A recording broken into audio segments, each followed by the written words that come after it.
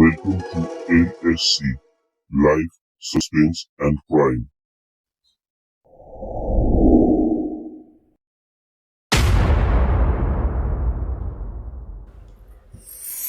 নমস্কার, আমি সুমন। আপনাদের কাছে নিয়ে এসেছি আজ আর একটা নতুন true crime story, Adnan Asma case. এটা 2024-এর ঘটে যাওয়া একটা ঘটনা, উত্তরপ্রদেশের বুলন্দ শহরের ঘটনা। একটা মর্মান্তিক ঘটনা। আপনাদের সামনে যথাসম্ভব চেষ্টা করব এক একটা বিবরণ তুলে ধরার। সঙ্গে থাকুন। অন 11th জুন 2024 ভারতের ইউপির বুলন্দ শহরের খুরজানগর এলাকার ঘটে যাওয়া একটা অত্যন্ত আলোচিত এবং নৃশংস হত্যাকাণ্ড। প্রেমের সম্পর্কের টানাপোড়েন, পরকীয়া, সন্দেহ এসব নিয়েই একটা মর্মান্তিক পরিণতি। 11th জুন 2024 উত্তরপ্রদেশের বুলন্দ শহরের খুরজানগর এরিয়া। সকালটা সাধারণ ছিল, নর্মাল দিন, ব্যস্ত জীবন, আর 5টা দিনের মতনই ছিল। কিন্তু দুপুর গড়াতে গড়াতে সিনারিওটা চেঞ্জ হয়ে গেল। দুপুরবেলা ওই এলাকারই ক্ষীরখানে কবরস্থান, একটা গ্রেভিয়ার্ডস যার নাম ক্ষীরখানে, ওই কবরস্থানে যা সাধারণ মানুষ দেখলো সেটা ভয়াবহ কোনো হরর মুভির থেকে কম ছিল না। একটা মাঝবয়সী মহিলার মৃতদেহ পড়ে রয়েছে, গলাটা কাটা অবস্থায়, রক্তাক্ত, খুবই বীভৎস নৃশংস একটা ঘটনা। সাধারণ লোক পুলিশকে খবর দেয়। পুলিশ কিছুক্ষণের মধ্যেই পৌঁছে সেখানে এবং দেহটাকে উদ্ধার করেন এবং শনাক্ত করানোর চেষ্টা শুরু করেন। প্রথমে ময়না তদন্তের জন্য পাঠিয়ে দেওয়া হয় শরীরটাকে। পুলিশ মৃতদেহটা শনাক্ত করার পরে জানতে পারেন মৃতদেহটি 26 বছর বয়সী এক মহিলার, যার নাম আসমা খান। আসমা খান হচ্ছেন সেলিম খানের ওয়াইফ। আসমা খান এবং সেলিম খান উত্তরপ্রদেশের বুলন্দ শহরের খুরজানগর এলাকায় একটা বাড়িতে ভাড়া থাকা শুরু করেন এবং সেই বাড়িটাতে অনেক লোকই ভাড়া থাকতেন। মানে আমি একটা জিনিস ক্লিয়ার করে দিই, অনেক লোক ভাড়া থাকতেন মানে এই নয় একই ঘরে সবাই মিলে থাকতেন, তা নয়। ওই বাড়িটা মানে একটা এমন জায়গা যেখানে একসঙ্গে অনেক লোক বাস করতে পারে, আলাদা ঘর, আলাদা ফ্লোর। যাদের আর্থিক পরিস্থিতিটা খুব একটা ভালো নয়, মানে ইকোনমিক্যালি গুড নয়, তারা ওই ধরনের বাড়িতে থাকেন, যে ভাগ করে করে থাকেন, সবাই মিলে একটা করে ঘর ভাড়া নিল, এইরকমভাবেই থাকেন। তো আসমা এবং সেলিম দুজনে ওই রকম একটা বাড়িতেই থাকতেন। সেলিম একটা হোটেলে চাকরি করতেন, রোড সাইড হোটেল, ছোট হোটেল। খুবই কষ্টে সৃষ্টে দিন চলা এরকম একটা পরিবার, স্ট্রাগল করছিলেন যথেষ্ট। আসমার লাইফ আর সেলিমের লাইফ নর্মালি ছিল, বাস ছোট ছোট সমস্যা যেরকম থেকে থাকে অভাব অনটনের জন্য, সেগুলো ছিল, বাকি নর্মালি চলছিল লাইফ। সমস্যাটার সূত্রপাত হয় ওই বাড়িতেই আর একজন থাকতেন, যার নাম হচ্ছে আদনান। আদনান ওই বাড়িরই অন্য একটি ঘরে উপরের তলায় থাকতেন।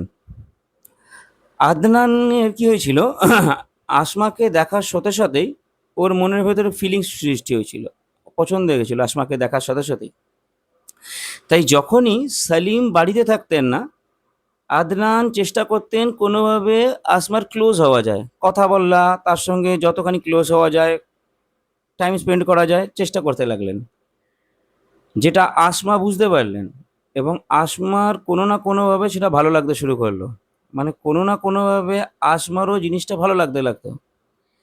এই আদনান ক্যারেক্টারটা ইউনিক। আদনানের সম্বন্ধে ডিটেলস বললে বোঝানো যাবে যে একটা ইউনিক ক্যারেক্টার, মানে এই ধরনের ক্যারেক্টার খুব কম দেখা যায়। যদিও সব পাড়াতে এরকম একটা ক্যারেক্টার থাকে, মানে যাকে আমরা বলি তার কাটা, পাগল বলি না, তার কাটা বলি, ওই ধরনের একটা ক্যারেক্টার।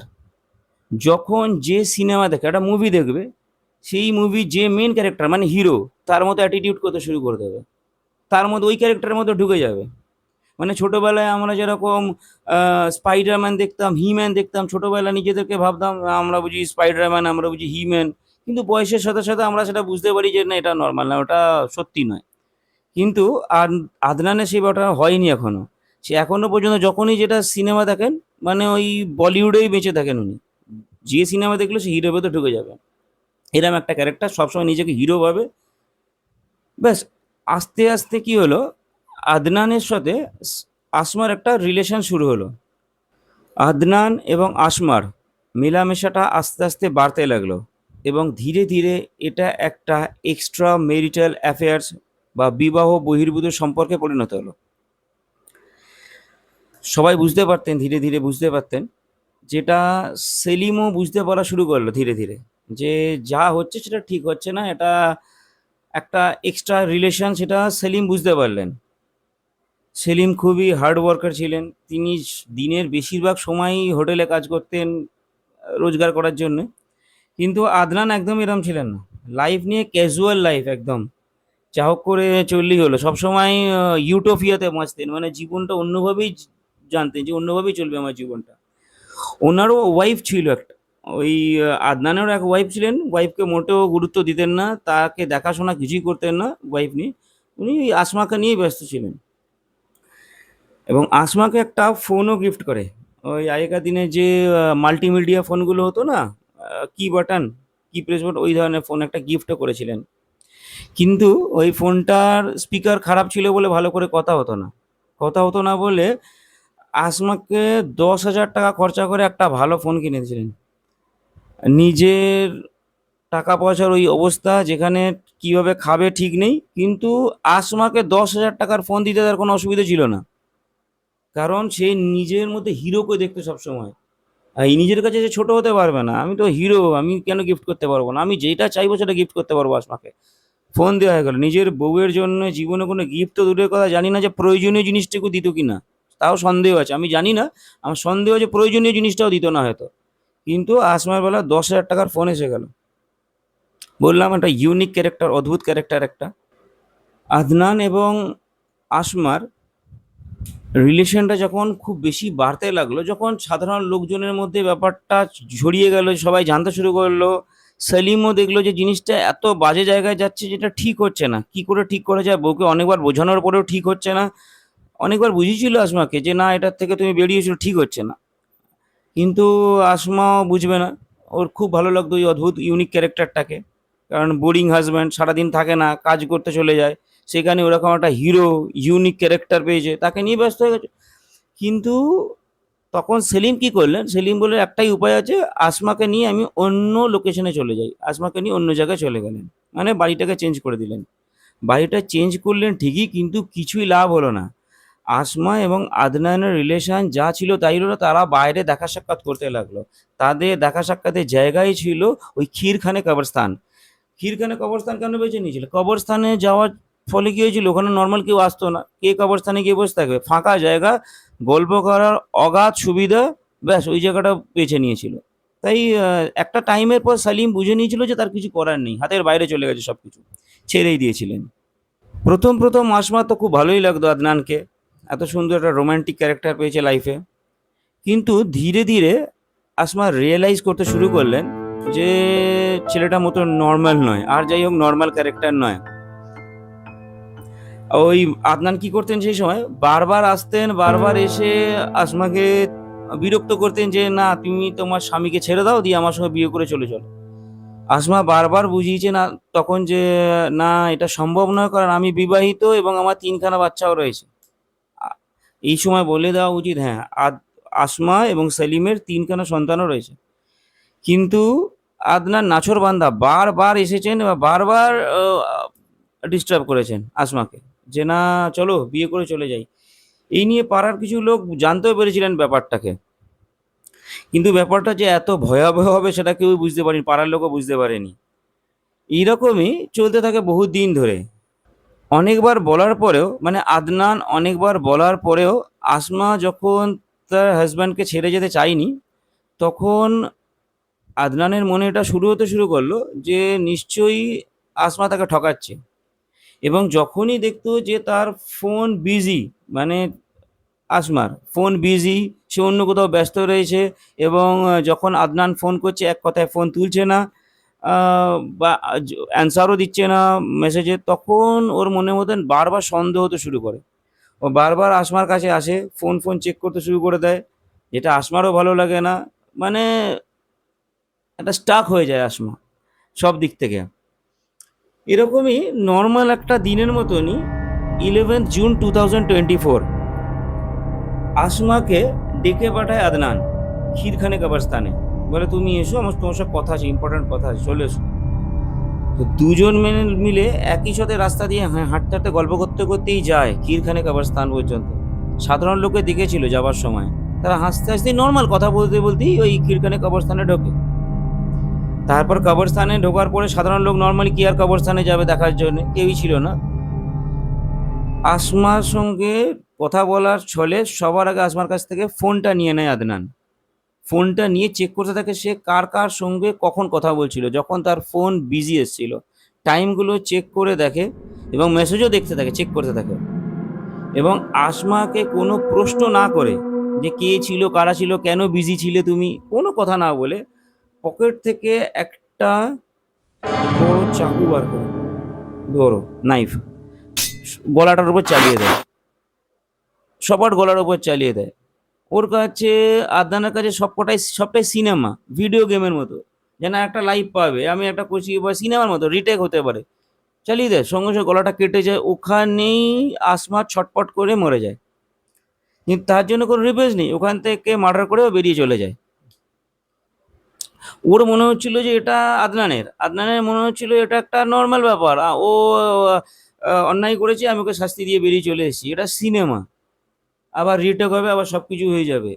একটা অন্য জগতে বাঁচতো, এই লোকের নয়, এই ইহলোকের নয়, অন্য আর লোকেই বসবাস করতো সে। এরপর ঘটনা তো আগেই বলেছি, সাধারণ লোক দেখতে পায় বডিটা, ততক্ষণে বডি স্টিফ হয়ে গেছিল ভীষণ, অনেক রক্ত বেরিয়ে গেছিল শরীর থেকে, মৃতদেহ পড়ে রয়েছে। পুলিশ আসে, পুলিশ নিয়ে যায়, ময়নাতদন্ত হয়। কিন্তু আর একটা দিকে আসমার হাজব্যান্ড মানে সেলিম বাড়ি ঢুকে দেখে যে আসমা বাড়িতে নেই। অনেকক্ষণ খোঁজাখুঁজি করার পরেও, সবাইকে জিজ্ঞাসা করার পরে যখন কোনো ট্রেস পায় না, মনে সন্দেহ হয়, পুলিশকে গিয়ে জানায় যে এরকম ব্যাপার, তার বউকে আসমাকে পাচ্ছে না। পুলিশে, কারণ ওই এরিয়াতেই, পুলিশ তখন বলে যে ছবি দেখাও তোমার বউয়ের, ছবি বার করে দেখায়। পুলিশের বুঝতে অসুবিধা হয় না এই সেই মহিলা যাকে গ্রেভিয়ার্ডসে মৃতদেহ হিসেবে পাওয়া গেছে। তখন সেলিমকে জানায় যে আপনার স্ত্রীর সঙ্গে এরকম এরকম ঘটনা ঘটে গেছে, এবং বাকি সেলিমের কাছ থেকে কোয়েরি করতে শুরু করে যে কি হয়েছিল, কেন হয়েছিল, সকালবেলা কি হয়েছিল, কেন বেরিয়ে গেছিল, ডিটেলস সেলিমের কাছে জানতে চায় পুলিশ। সেলিম সব ঘটনা এক পর এক খুলে বলতে থাকে যে কি কি ঘটেছিল লাইফে তার। পুলিশের বুঝতে অসুবিধা হয় না যে কোনো না কোনোভাবে এর পেছনে আদনান আছে। পুলিশ আদনানের বাড়িতে চলে যায়। আদনান তখন ওই ক্ষীরখান এরিয়াতেই একটা বাড়িতে ভাড়া থাকতেন, তার বাড়িতে চলে যায় এবং পুলিশ গিয়ে তাকে অ্যারেস্ট করে। ৬-৭ মতো ৮ ঘন্টার মধ্যেই, ঘটনা ঘটার ৮ ঘন্টার মধ্যেই পুলিশ গিয়ে আদনানকে অ্যারেস্ট করে ফেলে। যখন অ্যারেস্ট করে আদনানকে, আদনানের মধ্যে কোনো রিপেন্স তো ছিলই না, বা নিজেকে কোনোভাবে সে সেফও করছিল না যে না আমি করিনি, আমি জানি না, একবারও এই ধরনের কথা বলেনি। সে হাসতে হাসতে বলেছিল হ্যাঁ আমি করেছি, আমি মার্ডার করেছি, ঠিক করেছি, যেটা আমার তখন ঠিক লেগেছে আমি ঠিক করেছি। এরপরে ভিডিও দেখাবো আপনাদের একটা, আপনি দেখলে বুঝতে পারবেন যে সাধারণ মানুষ হতে পারে না, ডিস্টার্বিং ভিডিও। মানে সাধারণ লোক হতেই পারে না, কোনো কথাই বলতে পারে না এইভাবে সাধারণ লোক কোনো। দেখাবো ভিডিওটা, অদ্ভুত লাগবে ভিডিওটা দেখতে। बल्लू बल्लू हाँ क्यों हत्या की, क्या मामला? क्यों हत्या करी? मोहब्बत में धोखा दे दिया। अच्छा। और धोखे तो देने की सजा एक ही है, सिर्फ मौत। अच्छा। काट डाली गर्दन। तुमने गर्दन काट दी उसकी? जी। किस चीज से काटी? चाकू से। अच्छा। 2.5 साल की कमाई खाई मेरी पूरी, और दूसरे यार से फंस गई। हाँ। मोहब्बत में धोखा दे दिया, बर्दाश्त नहीं हुए अपने को। कौन सी फिल्म देख के कराए कांड? बल्लू संजय संजय का सर में। और बिल्लू संडा कहाँ है इस वक्त? बिल्लू सांडा तो मर गया, एनकाउंटर कर दिया उसका।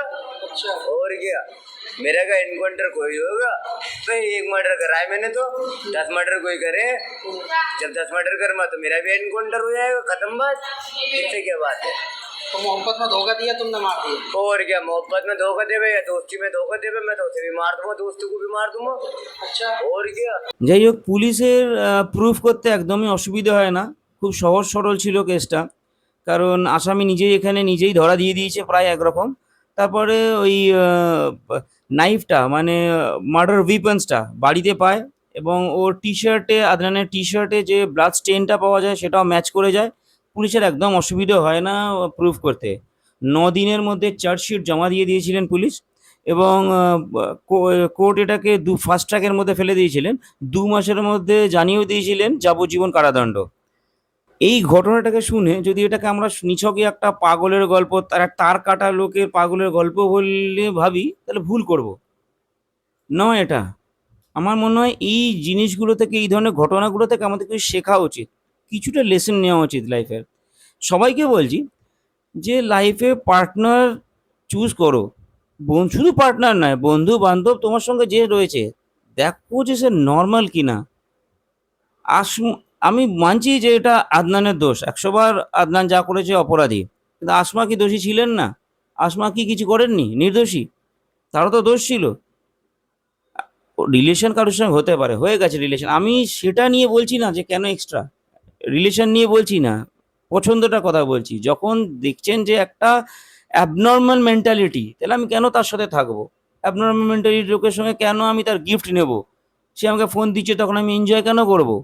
আমি প্রথম থেকেই দূরে থাকবো। সবার ক্ষেত্রে এটা প্রযোজ্য যে একটা নর্মাল রিলেশন অ্যাকসেপ্টেবল, কিন্তু এই ধরনের অদ্ভুত লোকের সঙ্গে মেলামেশা সবার ক্ষেত্রে প্রযোজ্য। বন্ধু বান্ধব চিন্তা ভাবনা করেই করা উচিত। এমন কিছু করা উচিতই নয় যেটা ফিউচার আমাকে এত বড় পেন দিতে পারে। যাই হোক, আজকের মতো এখানেই শেষ করলাম। Good night. আর লাইক, সাবস্ক্রাইব প্লিজ। আবার বলছি, সাপোর্ট মি। আপনাদের সাপোর্ট লাগবে। সাবস্ক্রাইব করুন please. Thank you so much. Good night.